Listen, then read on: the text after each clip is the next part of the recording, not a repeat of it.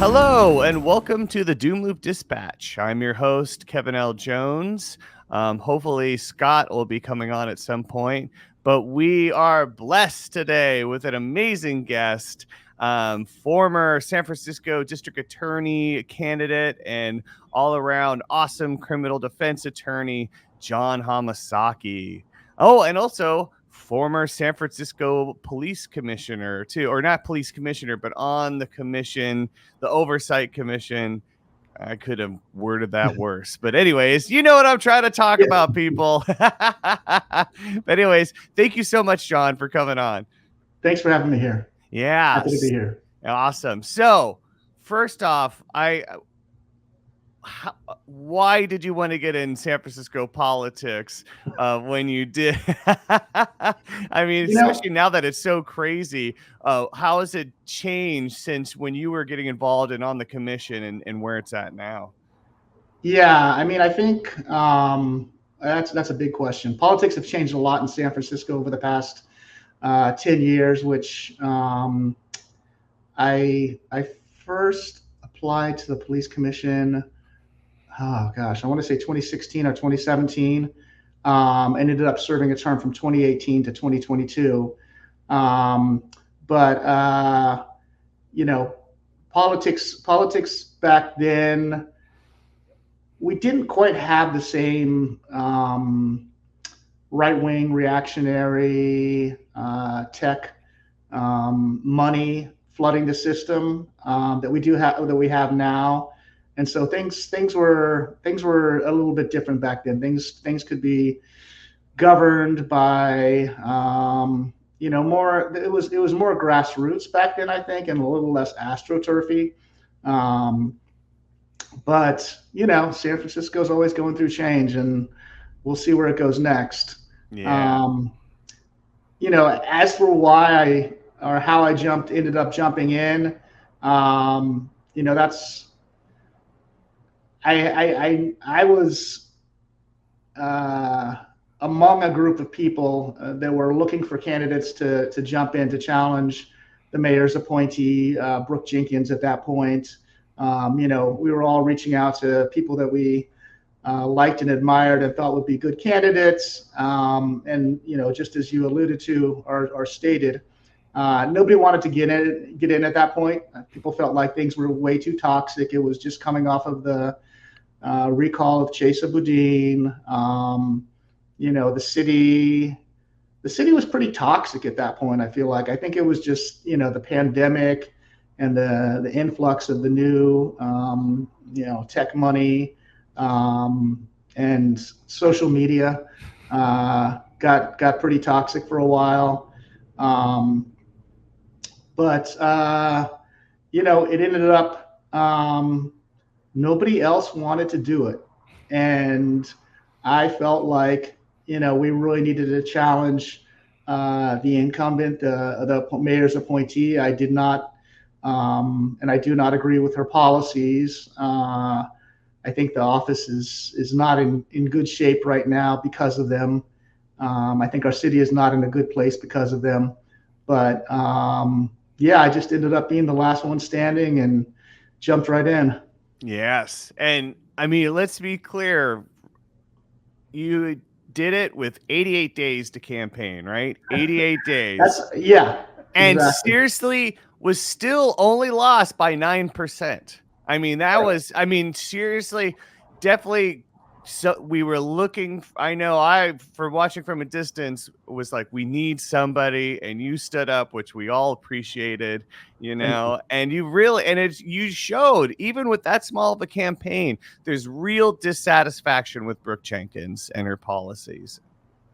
Yeah, I mean, I think at that point, she was new to politics, and she had a number of, as a prosecutor, ethical issues and scandals, and committed some crimes apparently in seeking the office.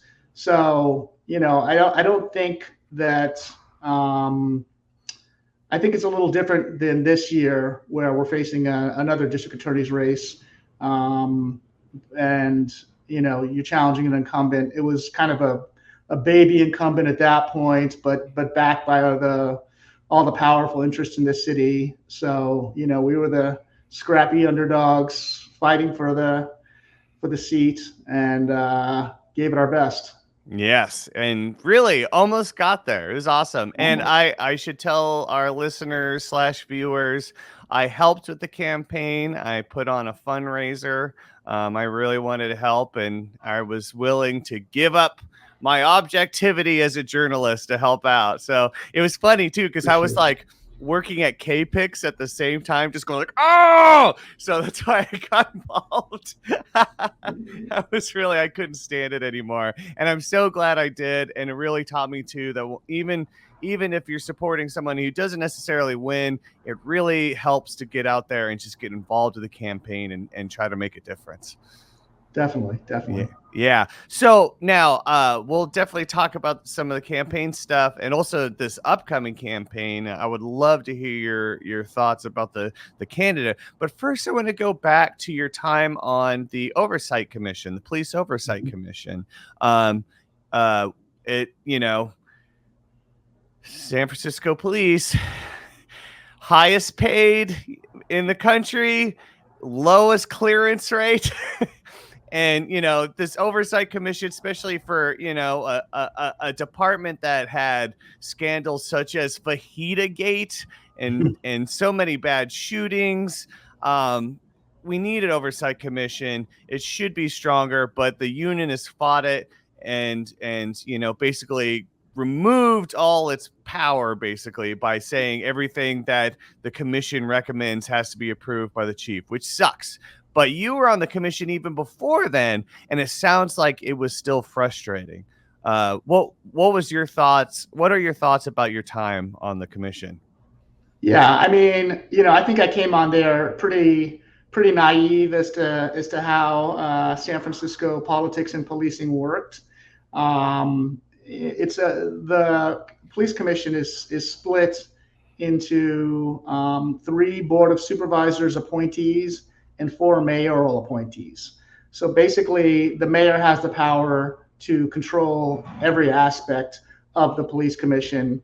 And Mayor Breed had a pretty strong hand in how things went. Her appointees were, I guess, directed how to vote on certain issues, and we kind of knew which way things would be going. So we had to try to generate public support and grassroots support to even touch semi-controversial issues, or not even controversial things that shouldn't be controversial, things that are best practices that are recommended by the National Association of Chiefs of Police.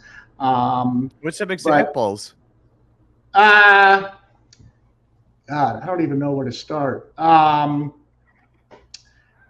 Was there anything you were surprised you got a bunch of resistance to? Kind of, the thing is, it was everything. And so it's kind of death by 1,000 cuts. So, you have an idea, or actually say you're just working on a normal policy, say for police chases, vehicle pursuits, which I guess became controversial lately. But, the way we would do it would be to, kind of look at best practices from around the country, do a lot of research, figure out what's worked well in other places, what had, evidence-based support, and try to implement those. And, you end up fighting over may and shall and really the minutia, but the minutia has a real world impact on the people of San Francisco. But you have right now there are a very strong police union. There was a point in there during George Floyd and the uprisings that took place around police violence against Black people, where the police union wasn't as strong politically. They had to take a step back, but they're a 100-year-old organization or so. They know how to play the game. They kind of laid back on it for a bit and just waited till politics were more favorable to them, which is what we've seen lately, which is the mayor and the mayoral candidates and some of the big tech money was behind the ballot initiative that basically took power away from the police commission and gave it more towards the what the police union wanted, which is to increase vehicle pursuits. Well, everywhere around the country, the best practice is to try to reduce vehicle pursuits, to reduce danger to the community, right? I mean, obviously, okay, on a very basic analysis, police want to catch somebody doing a crime. Yeah. That's their job. They should be doing that. But how they do that it can vary in a lot of ways, and some of those ways can be very straightforward. But some of those ways, like vehicle pursuits, especially in San Francisco, can be really dangerous. I mean, we've lost and had real injuries to a number of people over the years because San Francisco is not a city, some of the movies aside, that's built for police chases. We have narrow streets, we have tight pedestrian walkways, we have pedestrians who tend to get in the streets. And so, when you're initiating vehicle pursuits over low-level offenses like shoplifting or, it really, you gotta weigh it out and think, is this worth it? Is this worth somebody losing a leg, getting killed, getting paralyzed? And to me, the answer is generally no. If you can't do it safely, don't do it. There's exceptions to that where there's like a shootout taking place or somebody shooting from a car or somebody where there's a high level of danger and violence where police should be allowed some more latitude because there's an ongoing danger to the community. But to low-level property crimes, which was what this ballot initiative was partially about, it really I don't think that voters really had a good analysis of what it means practically. Yes. They see, all the viral videos on social media of smash and grab robberies and are upset. That's fine. It's not great. People shouldn't be smashing and grabbing Lululemon and stealing all of their leggings. But for some reason, Lululemon gets hit a lot. I don't know why, but apparently the leggings cost $120 a pair. So that's probably why. Yeah. And again, the police are there to try and stop crime or solve crime, but you need to do it in a way that balances out public safety and the need to close a case, right? Yes. And so, I think right now we're in a point where we're kind of putting public safety a little bit in the background and focusing on, we need to stop what's been going on. We need to stop basically these viral videos from coming out and making the mayor look bad and making San Francisco be, into the doom loop, as has commonly been said. So yeah, exactly. But it's a balance, and you got to find the right part of the balance, and that's what we tried to do on the police commission. Yeah, I especially it's for one talking about smash and grabs. Let's be clear, people. They've been happening forever. This is not a new phenomenon, and if they could have solved it, if traditional policing could have solved it, it would have been solved. But no, it's impossible. It's like trying to police random axe, like there's no way to prepare unless you like infiltrate or something. There's no way to stop these things, and it's not even worth it too. That's why you have insurance. That's why these businesses have insurances and stuff.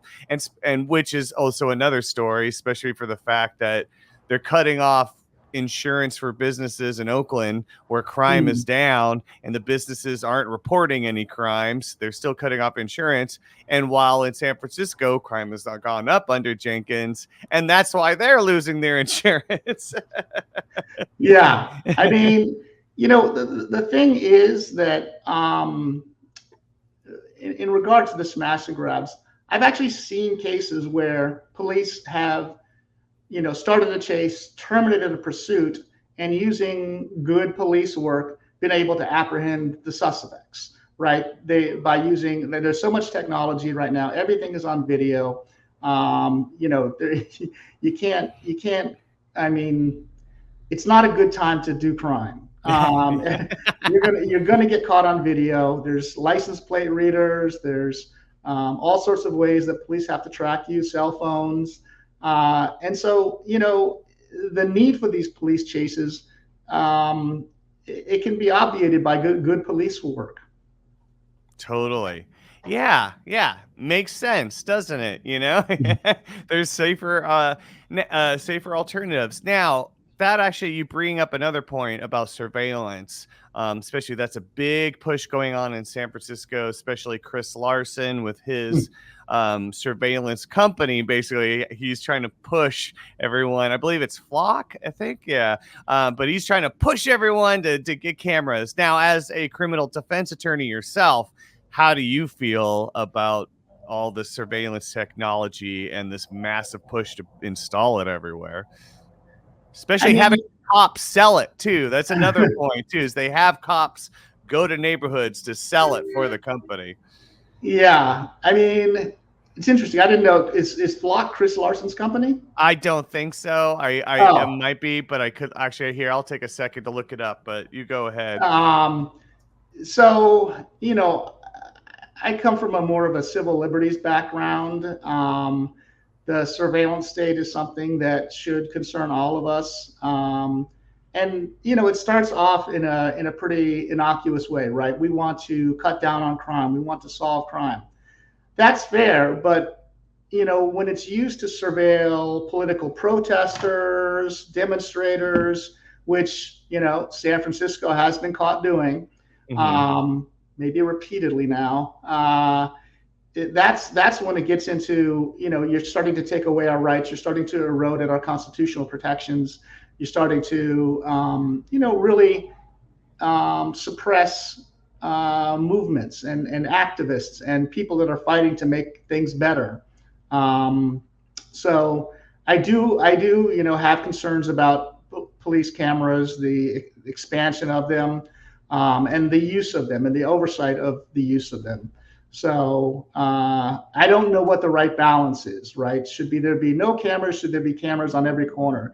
Everybody seems to have one position or the other, but I can tell you as a criminal defense attorney, everything you do is going to be caught on camera. And if the act itself isn't caught on camera, they can just pull videos from the houses around you, where they'll be caught on Amazon's Ring cameras or people's home surveillance. So it's everywhere right now. Yeah.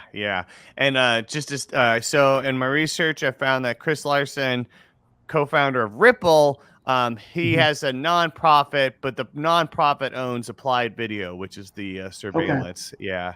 Yeah. But not Flock. But Flock's the big one, I believe, right? Flock's the big one, right? Yeah. I was about to say, if he owned that, that'd be something. I get those are in all sorts of police reports. We reviewed Flock cameras for X, Y, and Z, and located the suspect's license plate. I mean, it's out there. It's everywhere. Yeah, it's intense.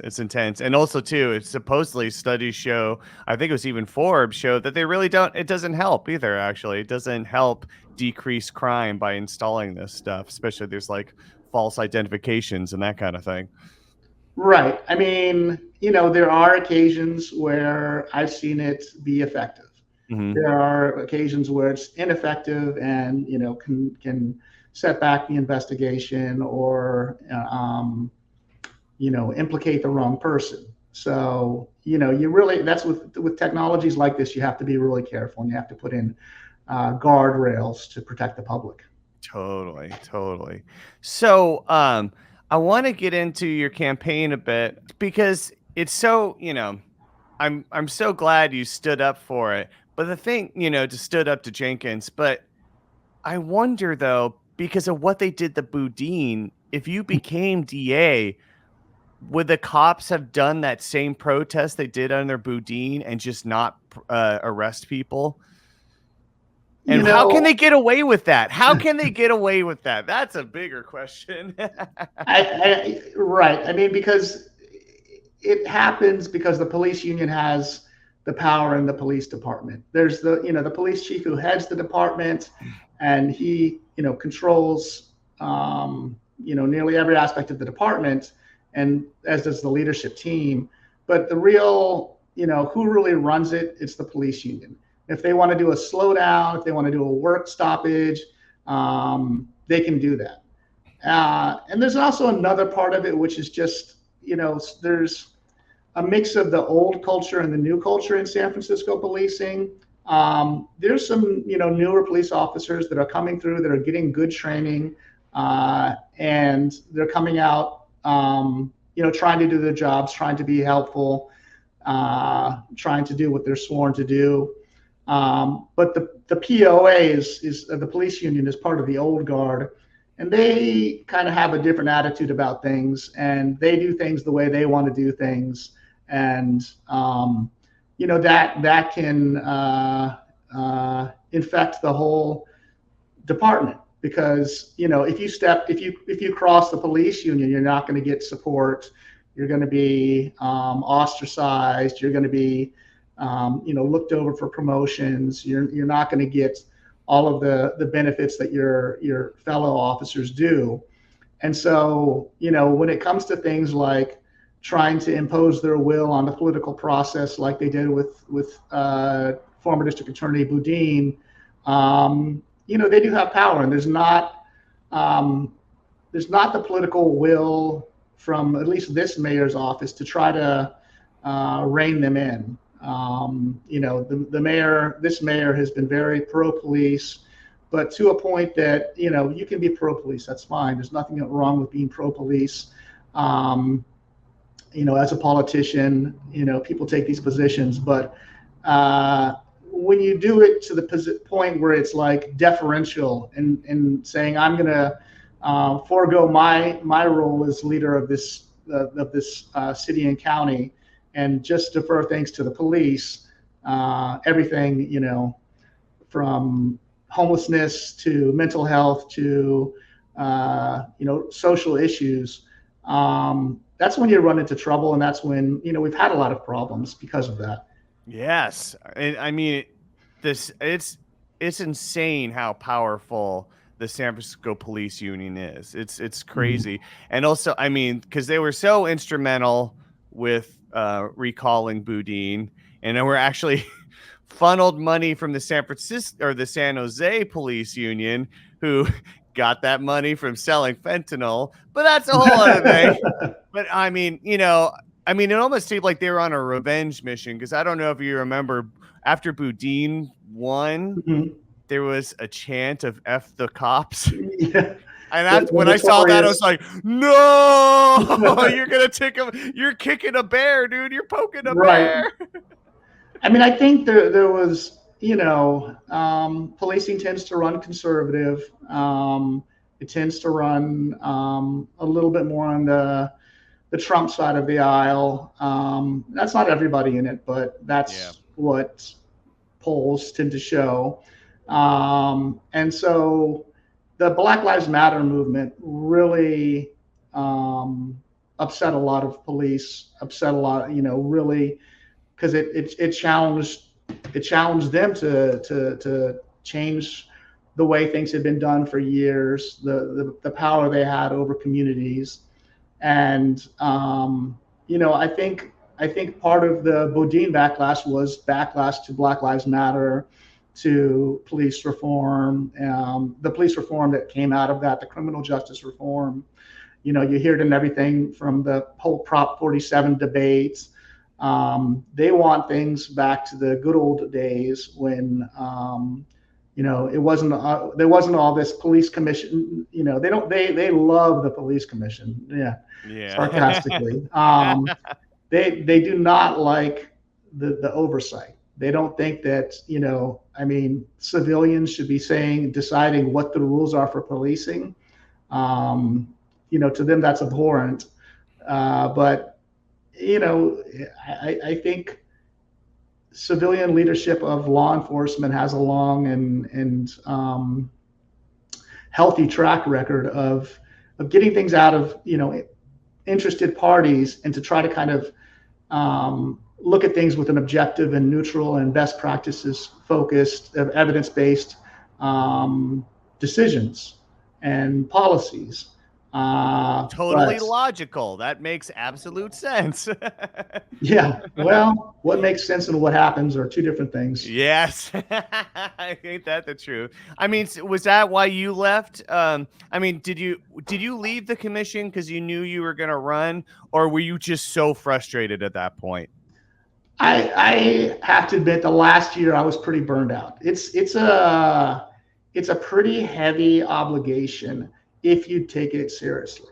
I'll say there's commissioners that do not take it seriously, but you have a stack of materials that you need to read before each meeting. There's 3 meetings a month, and you're working on working groups or policies or police discipline in between. So, you also have to sit in as a quasi judicial capacity over police discipline cases. So it's a pretty big workload, alongside my practice, which I run myself. It became a lot, and I got a little frustrated with the politics of it all. The fact that the commission was 4-3 mayoral, and it felt like at times we just couldn't get anything done. And the mayoral appointees, Mayor Brown has, I don't know if she's appointed, or Breed. Mayor Breed. Sorry, Yeah, no worries. Mayor Breed. Going a little bit back further there. Appointed anybody with policing experience. She appointed people like Deborah Walker, who's an artist, and somebody who's been on other commissions before, but had no real experience. And the board appointees all had some background in policing, and working with the community and criminal justice.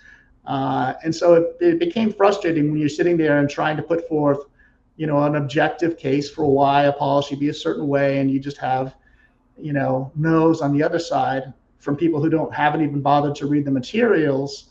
It can get frustrating. And, you feel like, is this the best use of my time? And my term was ending. I managed to, there was a few times during my term where I was like, I should just step down. And then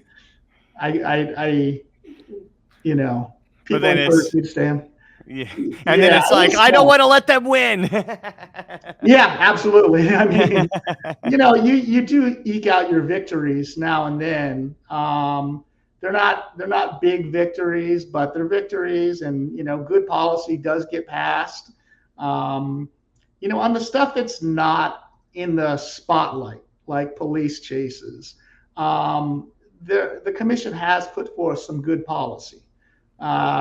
And there's some policy that's really good policy, except for one exception, and that was the one that the mayor and the police union really fought on. But 90% of it is good policy. You've got 10% of it that's kind of not in line with best practices. So you are doing good on the commission if you're working hard, and if you're taking the time, and if you're meeting with the community and getting feedback from all stakeholders, and really just trying to do your best job. You can have a positive impact, but it's tough.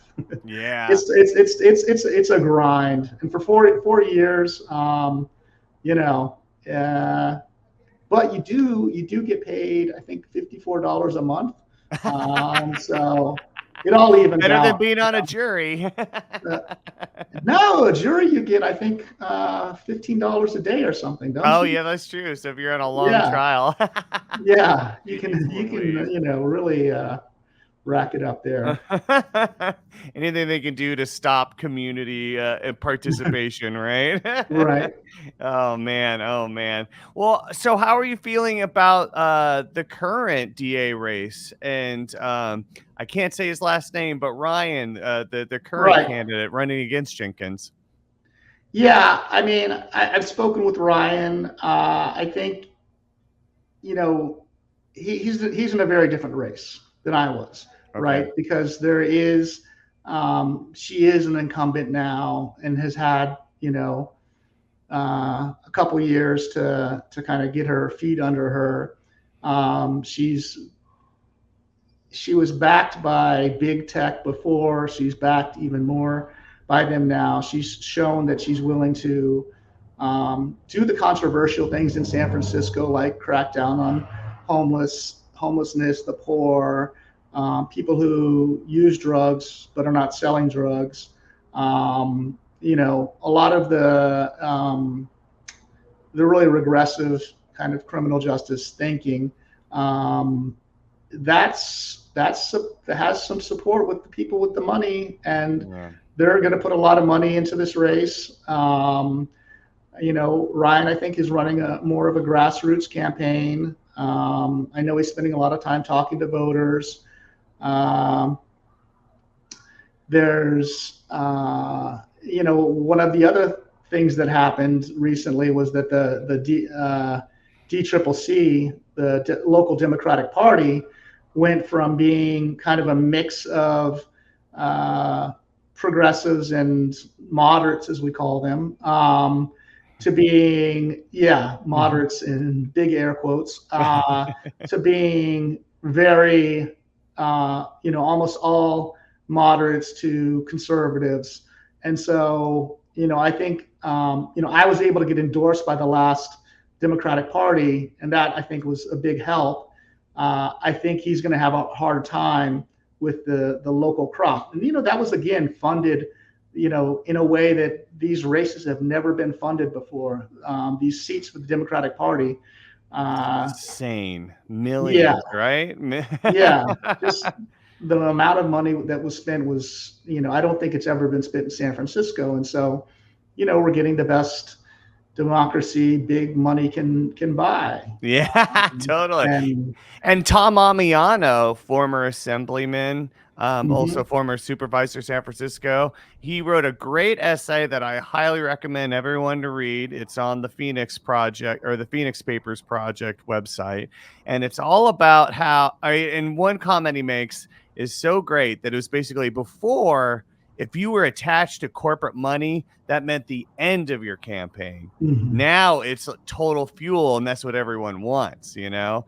Now, why Mhm. do you think there is, especially this union of tech and police, especially pushing for the worst policing policies possible? Why do you think this is happening?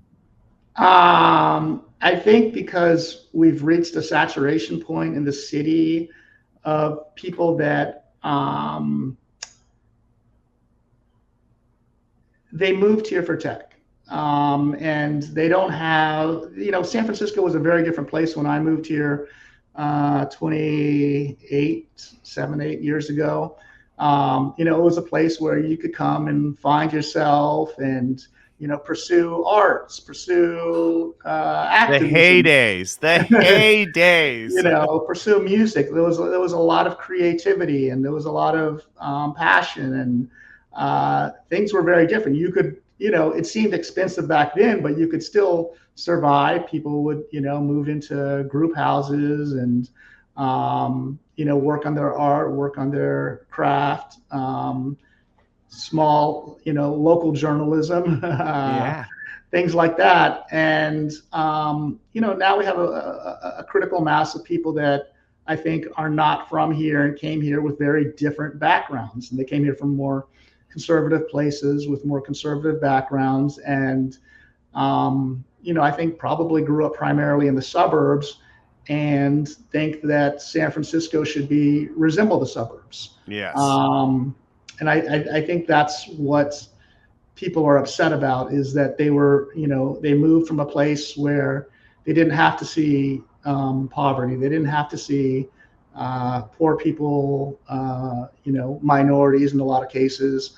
They didn't have to see things uh, that make a city, though. That it's like in a great city, you have all of those aspects. You do have the very rich, you do have the very poor, you have everybody in between, fighting to make their dream come to life. But when you don't have that background, when you've come from a very privileged position and are working in a very well-paying industry, what is your background, your access to that type of city life, and I think it would be the same in any big city that was taken over by tech, that you would find it swinging conservative. And I think that's what, we've seen that happen kind of slowly over time. And there's just been, I think since the pandemic and, the pandemic, I think, changed a lot. People who were not active got more active because they were stuck in their houses, and people were unhappy and they fell into politics, and brought their unhappiness there, and to me, I can't fathom the idea of a lot of what you read in the Twitter comments from some San Francisco accounts, some tech accounts, where they're like, what? Yeah, why can't we arrest people for being homeless? Yes. They don't deserve. They haven't. I work here. I deserve, to walk down the street without seeing somebody who's poor. Yeah. I mean, how do you rationalize that with any sort of ethical or moral foundation? I don't know, but totally. I know truly, that's like a failure of parenting. That's how far I would go. Yeah, I mean, even if you're on the far right there, if you're following the Bible and all of that, there's, it's antithetical to that is the positions that the tech right is taking in San Francisco. Yeah. It's really just angry, hostile against people that aren't like them, against people that are poor, that are working class, that have to, scrape and scrap for a living. And that's kind of a pretty ugly thing to me to see in San Francisco, because, it doesn't have to be like this, and it wasn't like this. Yeah. I don't know what the future holds, but I think we're in a pretty ugly time right now, and it's reflected nationally, right? You're seeing Trump being supported by some of the same tech leaders, he's Trump. What more to say? I don't need to get into all of his policies to explain who he is. But they suck. They're terrible. They're just hostile, angry, entitled, and I think they present a real danger to this country. We're seeing a microcosm of that locally. Yes, guys. I mean, and it's so true, and it's so funny too. It's like this disgust at homelessness and unhoused people, without acknowledging at all is, hey, they used to have homes, and then you moved here, and all the rents went up, and they are being pushed out. I mean, I remember when I was working at KTBU. So I worked at KTBU from 2008 to 2014, and even then we were doing stories about these new brutal landlords that came in after the Twitter tax break that were seriously harassing old people, people that'll live there forever and had their, rent stabilized rent and were hoping, to live there until they couldn't anymore, basically. Right. Being harassed. I mean, knocking on their door at all times of day, doing that thing where they set up like the construction projects and so it's going at all times a day. It's like, and there's just a complete ignorance. It's just more of like, but well, they're dangerous, and it's even worse with the they actually pay people to go around and take these horrible videos of people high on fentanyl and bending over and everything else. And look what's happened to our city when it's like, well, that's one spot, but if you walk over a few feet, it's like gorgeous Dolores Park. What are you talking about? I know the doom and gloom of this city is has been so oversold, and it is. There's a lot of it that's just come through social media. The local news has picked it up, and it creates these narratives. And the national conservative news. I mean, the national conservative news loves stories about San Francisco. And, because it's just them. San Francisco is the number one target for quote unquote liberalism. Yeah. Example of how progressive policies have failed. Wait, when did San Francisco ever have like a fully progressive government? What are you talking about? Right. I mean, what if we had Moscone? Kind of. Maybe. Yeah. Right. It's like with homelessness. When I was first on the police commission, the homelessness outreach program was what was it called? That was I forget, but it was run by the police. And police had oversight over Department of Emergency Management and other agencies.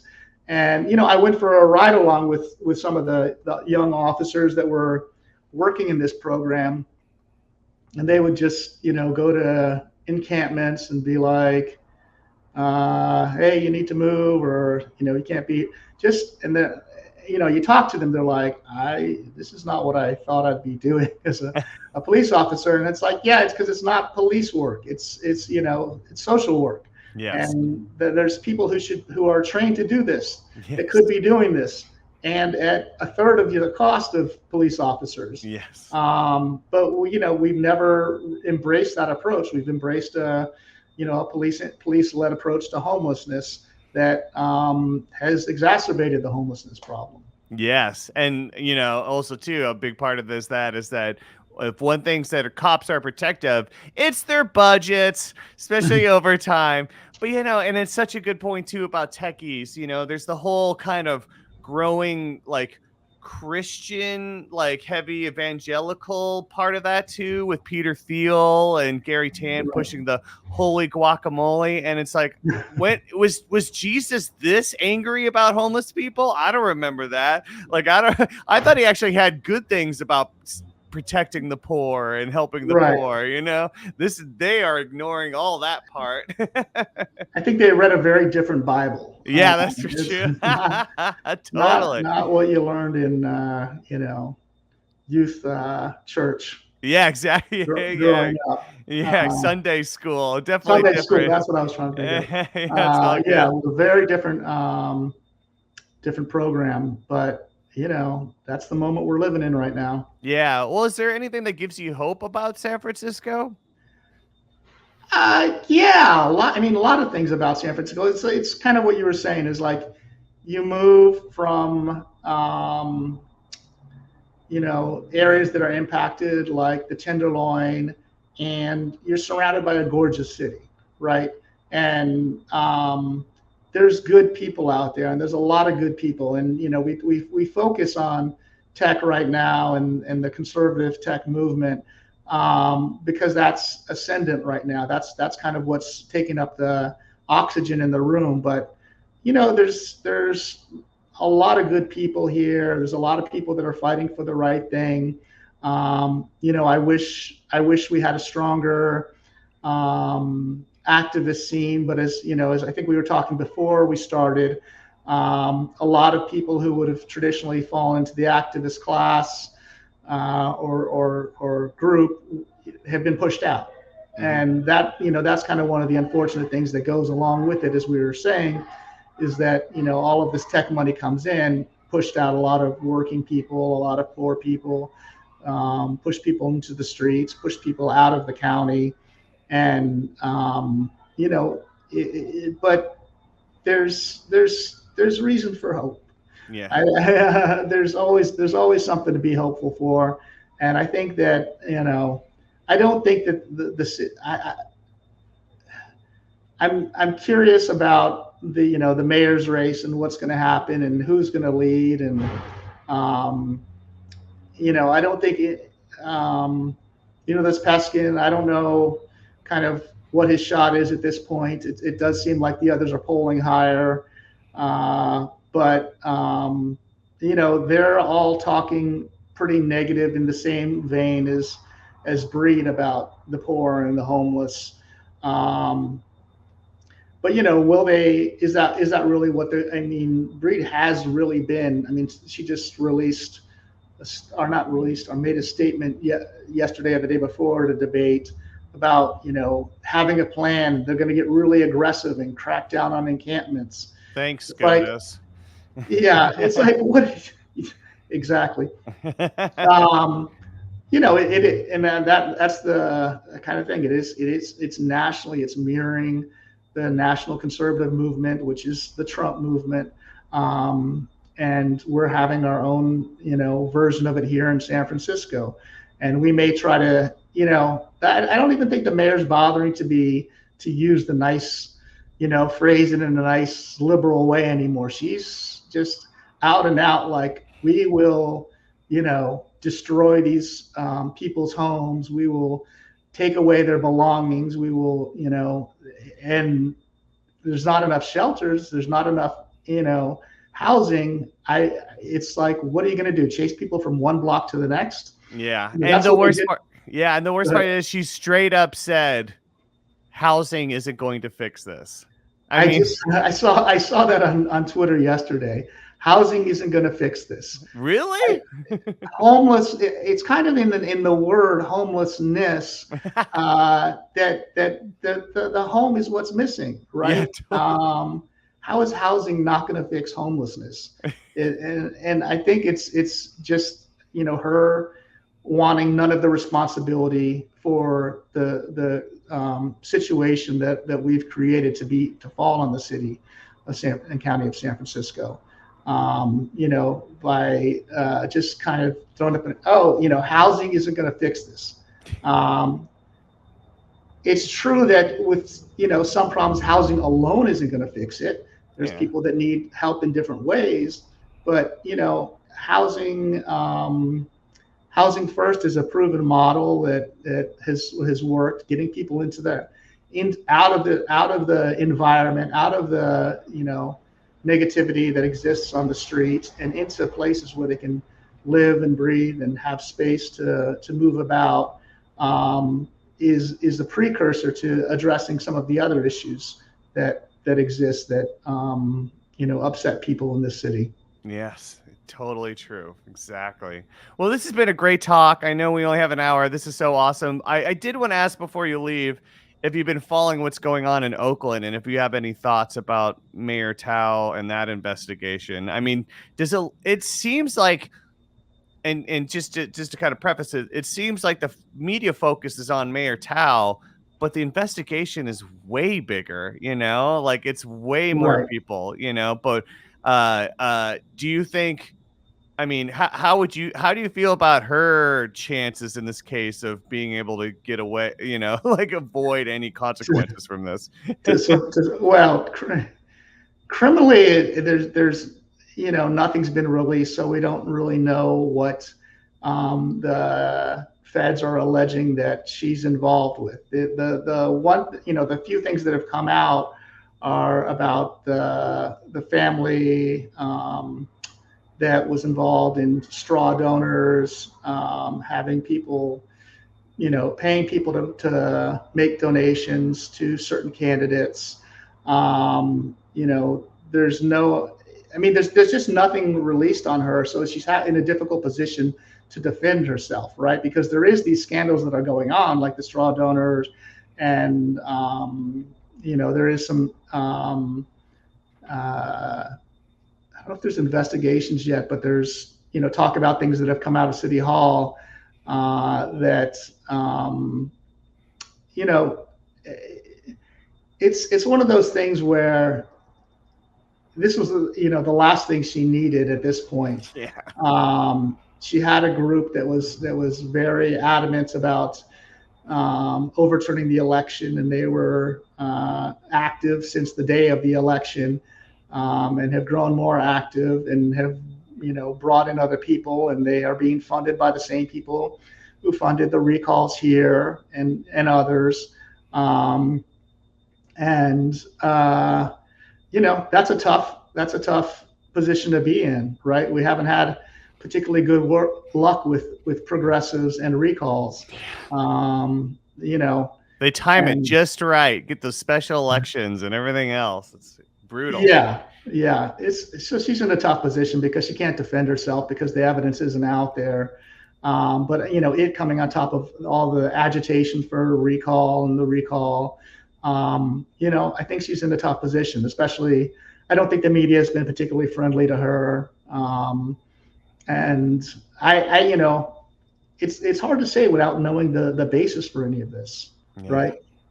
So people should stop making judgment calls about her now. It's just all hearsay being pushed, or at least it's too vague to make any judgment on her. And also it's surprising who's escaping all the judgment. Like Rob Bonta's wife, our state attorney general, got money from the Duongs apparently, or at least is connected to this.